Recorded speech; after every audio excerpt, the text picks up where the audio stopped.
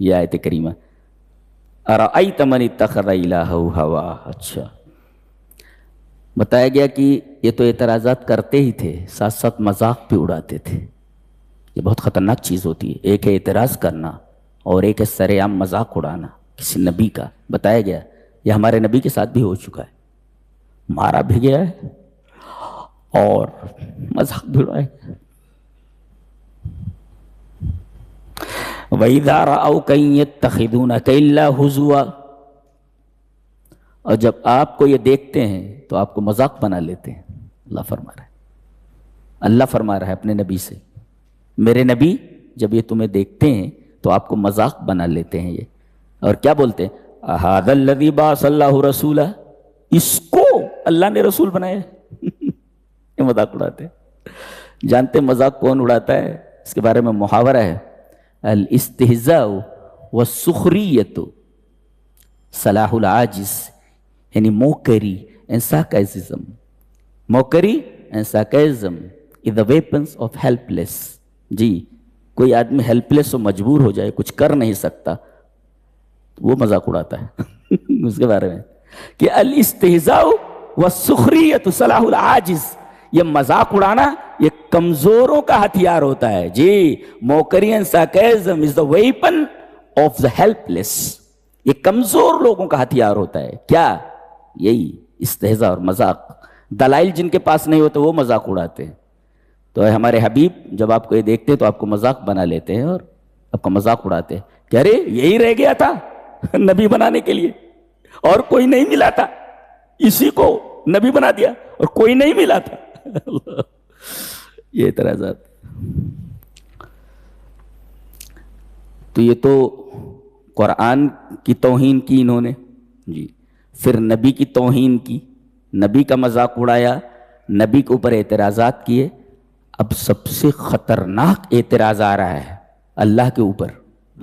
یہ سب سے خطرناک اعتراض ہے. کیا بول رہے ہیں؟ آدمی فساد ذہن کے اس مرحلے میں بھی آ سکتا ہے کیا؟ آدمی کا دل و دماغ اتنا بھی خراب ہو سکتا ہے کہ وہ اللہ پر اعتراض کرنے لگے. اللہ پر کیا اعتراض کیا انہوں نے؟ وہ دیکھیے، وَإِذَا قِيلَ لَهُمُ اسْجُدُوا لِلرَّحْمَنِ، جب ان سے کہا جاتا کہ رحمان کو سجدہ کرو تو کیا بولتے ہیں؟ قَالُوا وَمَا الرَّحْمَنُ، رحمان کیا بلا ہے؟ یہ اللہ کی توہین ہے. جب ان سے کہا جاتا ہے رحمان کو سجدہ کرو جی تو یہ کہتے ہیں وَمَا الرَّحْمَنُ، which is Rahman, what is رحمان، رحمان کیا ہے؟ یہ بولتے ہیں. یہ دیکھیں یہ توہین ہے اللہ تبارک و تعالیٰ کی. یہ حال ہے قوموں کا. اللہ نے کہا ٹھیک ہے تم یہ جاننا چاہتے ہو کہ رحمان کون ہے، تو ہم رحمان کون ہے اس کو بتانے کے لیے ہم عباد الرحمن کو پیش کر دے رہے ہیں. جی جی جی جی ان کو اگر دیکھ لو تو معلوم ہو جائے گا میں کون ہوں. آگے وہی بات کہے گی وَعِبَادُ الرَّحْمَنِ الَّذِينَ يَمْشُونَ عَلَى الْأَرْضِ هَوْنًا وَإِذَا خَاطَبَهُمُ الْجَاهِلُونَ قَالُوا سَلَامًا. یہ بہت سارے اوصاف ان کے بتائے گئے. کن کے؟ عباد الرحمن کے، جو رحمان کے بندے ہیں. اگر تم جاننا چاہتے ہو کہ رحمان کس کو کہتے ہیں تو رحمان کے بندوں کو دیکھ لو، پتہ چل جائے گا رحمان کس کو کہتے ہیں. اللہ تعالیٰ نے ان کے جواب میں یہ فرمایا کہ اگر رحمان کو جاننا چاہتے ہو نا، تم کہتے ہو رحمان کون ہے، کیا ہے رحمان، اس کو جاننا ہے تو یہ دیکھو رحمان کے بندے کون ہیں وہ دیکھ لو. وہ بتایا گیا، جواب دیا گیا.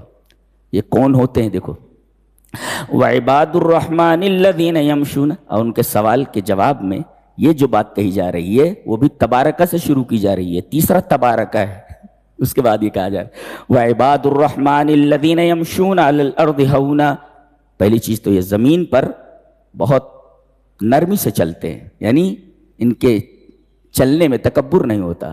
جی ان کے چلنے میں تکبر نہیں ہوتا.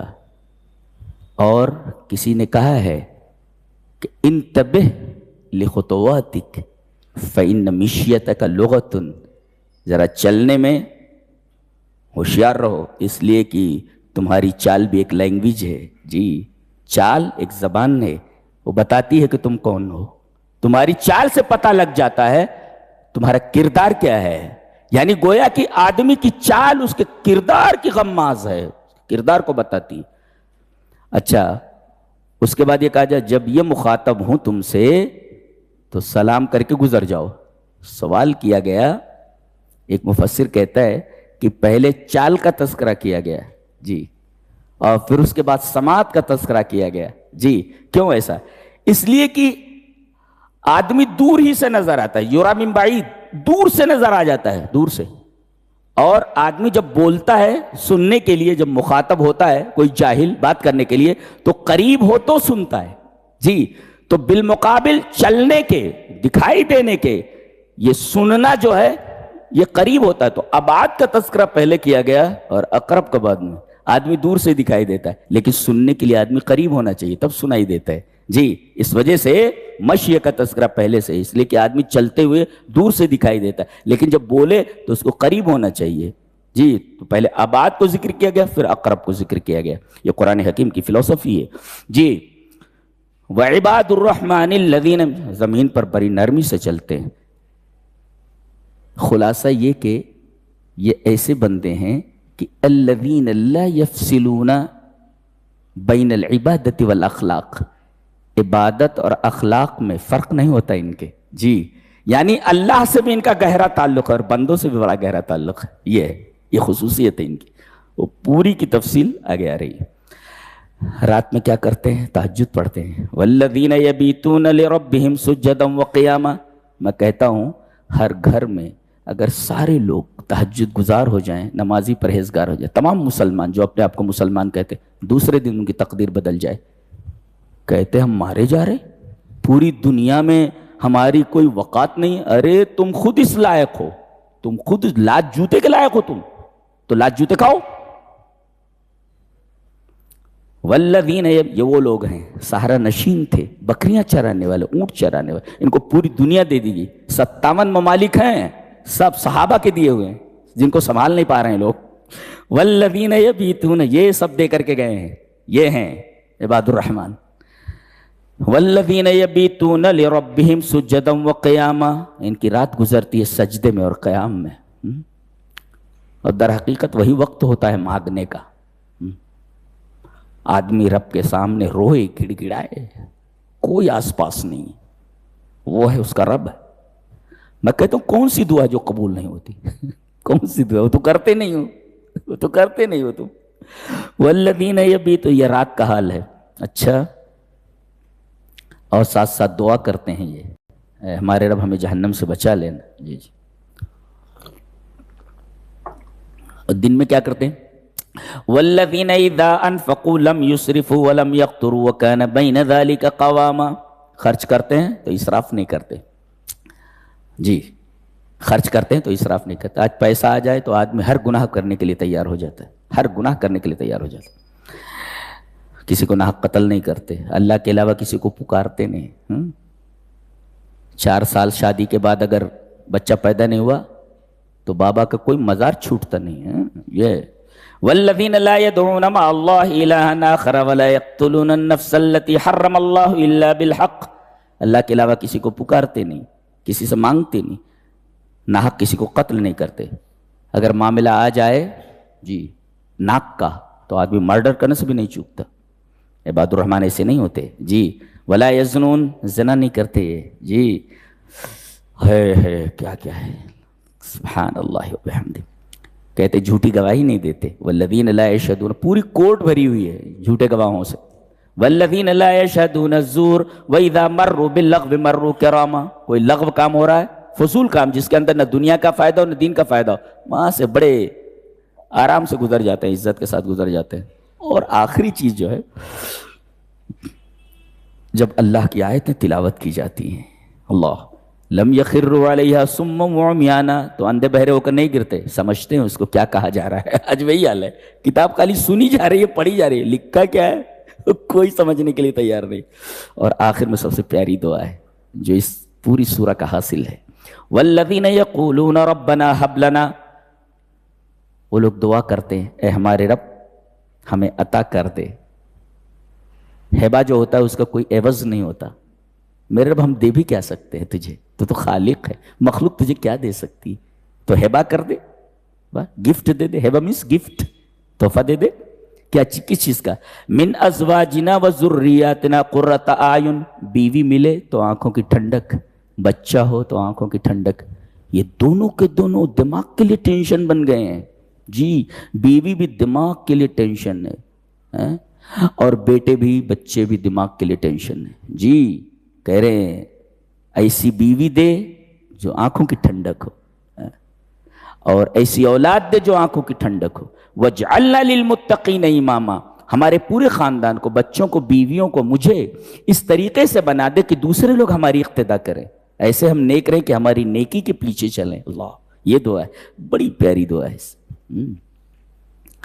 آخر میں یہ کہا جا رہا ہے کہ اگر تم اللہ کی عبادت نہیں کرتے، اللہ سے دعا نہیں کرتے، تو اللہ کو تمہاری کوئی پرواہ نہیں، قل ما یا، اللہ فرماتا ہے ڈونٹ کیئر، بالکل بھی نہیں، مجھے کوئی پرواہ نہیں ہے تمہاری، قل ما یعبأ بکم ربی لولا دعاؤکم، اگر تم اللہ سے نہ مانگو تو اللہ کو تمہاری کوئی پرواہ نہیں ہے، بالکل کوئی پرواہ نہیں۔ اللہ اکبر۔ پھر اس کے بعد یہ سورہ شعراء شروع ہوتی ہے جی، سورہ شعراء میں 5 پیغمبروں کا تذکرہ ہے جی، 5 پیغمبروں کا، اور سب سے پہلے حضرت موسیٰ کا تذکرہ ہے۔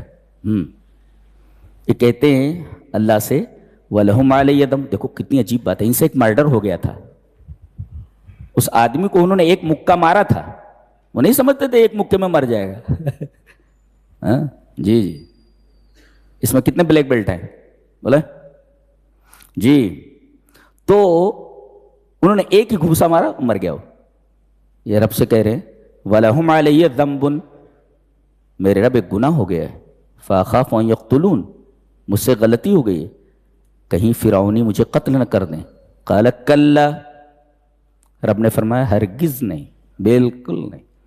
ایک مفسر لکھتا ہے پوری حکومت مل کر ایک آدمی کو قتل نہیں کر سکے، حضرت موسیٰ کو، جبکہ یہ درد سر بنے ہوئے تھے پوری حکومت، کیوں قتل نہیں کر سکے؟ اللہ نے کہہ دیا تھا کلا لا یتمکنون من قتلک، تجھے قتل کر ہی نہیں سکتے، جب اللہ نے فرما دیا کلا تجھے قتل نہیں کر سکتے، سارے فرعونی مل کر قتل نہیں کر سکے، اس لیے کہ اللہ نے کہہ دیا تھا کلا۔ ہمارے بارے میں بھی اللہ فرما دے اے ہمارے رب، پوری دنیا ہمیں قتل کرنے کے در پہ ہے، پوری دنیا ہمیں پریشان کرنے کے در پہ، رب ہمارے بارے میں فرما دے کلا، پھر ہماری زندگی بن جائے، اللہ ایسے بنو کہ رب فرما دے کلا جی۔ یہ موسیٰ ہے، فرمایا احسان کرنے کے بعد احسان جتانا نہیں چاہیے جی، یہ کمینے لوگوں کا کام ہوتا ہے، اور دوسرے اگر کوئی غلطی آپ سے ہو گئی ہے ماضی میں تو اس غلطی کو افشا نہیں کرنا چاہیے لوگوں کے سامنے، یہ بھی کمینے لوگوں کا کام ہے۔ یہ دیکھو 2 کمینگی ہیں اس کی طرف سے، فرعون کی طرف سے، دیکھو ہلو، قال الم نربک فینا ولیدا،